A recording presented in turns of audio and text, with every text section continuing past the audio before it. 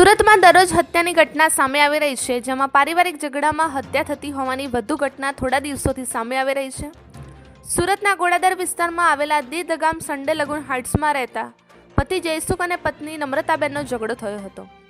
ઝઘડો થયા બાદ પતિ જયસુખ અને પત્ની નમ્રતાબેન સૂઈ ગયા હતા અને મોડી રાત્રે ફરીથી પતિ જાગ્યો હતો અને નમ્રતાબેનના ગળાના ભાગે ચપ્પુ મારી દીધું હતું. રૂમમાં રાત્રે બંને દીકરીઓ અને પત્ની સૂતા હતા ત્યારે બંને દીકરીઓની સામે જ પતિએ પત્નીનું ગળું કાપી નાખતા આખો રૂમ લોહીથી રતપત થઈ ગયો હતો. તેથી મોટી દીકરી જાગી ગઈ અને દ્રશ્ય જોતા બૂમાબૂમ કરી હતી.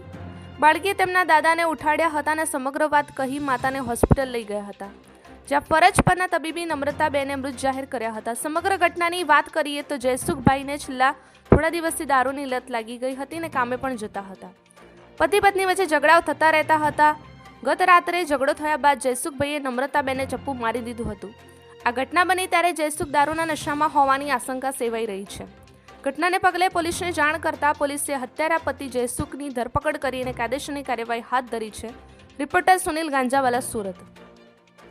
ગોળાદરા પોલીસ સ્ટેશન વિસ્તારમાં આજે વહેલી સવારનો સમય એટલે કે 9:30 આસપાસ એક ભાઈ છે કે જેનું નામ જયસુખભાઈ લાખાભાઈ વાણિયા છે. પોતે ત્યાં રહે છે. એમને એમના પત્ની સાથે નોકરી બાબતે તકરાર થઈ હતી અને 9:30 આસપાસ એમને એમના પત્નીને ચપ્પુનો ઘા મારી એની હત્યા નિપજાવી હતી.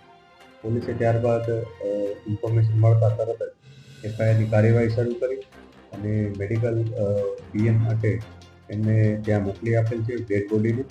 અને જે આરોપી છે જયસુખભાઈ એને ડિટેન કરી લીધેલ છે અને એને અરેસ્ટ કરવાની પ્રક્રિયા હાલ ચાલુ છે. આ ઘટનામાં અમે વધુ જ્યારે ઇન્વેસ્ટિગેટ કર્યું ત્યારે થોડીક બાબતો અમારી સામે આવી છે કે જેમાં પોલીસને જાણવા મળ્યું છે કે આ બંને વચ્ચે અગાઉ 2 દિવસ પહેલાં પણ કંઈક તકરાર થઈ હતી. આ જે આરોપી છે જયસુખ, એ આરોપી જયસુખ વાણિયા કરીને છે. એ પોતે પોર્ટર જે એપ્લિકેશન છે એના થ્રુ જે પણ એને કામ મળે એ રીતના ડિલિવરી બોય તરીકે કામ કરતા હતા અને એમના પત્ની છે એ રેગ્યુલર એક જગ્યાએ કામ કરતા હતા. બંને વચ્ચે કામને લઈને તકરાર થઈ હતી એવી પ્રાથમિક માહિતી પોલીસને મળી છે.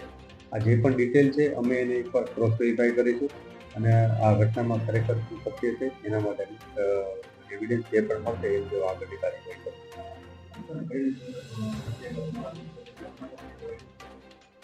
આ જે ઘટના બની છે એ એમના ઘરના અંદર એ લોકો જ્યારે સૂતા હતા ત્યારે એમની એમના 2 દીકરીઓ છે બંનેની સાથે એ લોકો સૂતા હતા અને કોઈ પણ આ જે નોકરી બાબતની તકરાર થતાં એમના ઘરમાં એમ ચપ્પુ જે હતું એ ચપ્પુ ઘરમાં જે યુઝ કરતા એ પ્રકારનું ચપ્પુ એમની પાસે પડ્યું હતું. એ ચપ્પુ લઈને એમણે એમના પત્ની ઉપર એક ઘાતક વાર કર્યો હતો અને ગળાના ભાગમાં એમને ઊંડો ઘા માર્યો હતો. એને કારણે એમનું મૃત્યુ થયું હતું. પોસ્ટમોર્ટમ પછી જ અમને ખ્યાલ આવશે કે આમાં ખરેખર કેટલા ઘા માર્યા છે અને બીજા કોઈ મેડિકલ એવિડન્સ મળશે તો એ પણ અમને પોસ્ટમોર્ટમ બાદ જ ખ્યાલ આવશે. પોલીસને ઇન્ફોર્મેશન મળી હતી ત્યાં જ્યાં બનાવ બન્યો ત્યાર પછી અમને સારવાર માટે મેડિકલમાં ગયા હતા અને ત્યારબાદ પોલીસને ત્યાંથી ઇન્ફોર્મેશન